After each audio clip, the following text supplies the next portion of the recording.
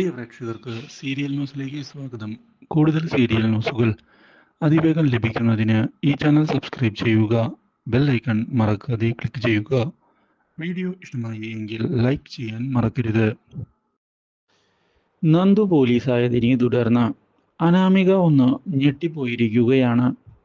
കാര്യങ്ങൾ ഇങ്ങനെയൊക്കെ സംഭവിക്കുമെന്ന് വിചാരിച്ചതല്ല അവൾ. അതുകൊണ്ട് തന്നെ ഇനി എന്തു ചെയ്യും? ആ ഒരു ചോദ്യം മുമ്പിൽ ബാക്കിയായി വരുന്നു.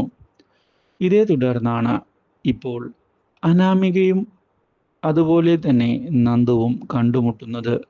പോലീസായതിനെ തുടർന്ന് നന്ദു തൻ്റെ ഡ്യൂട്ടി ചെയ്യുമ്പോഴായിരുന്നു അനാമികയുടെ കടന്നുവരവ്.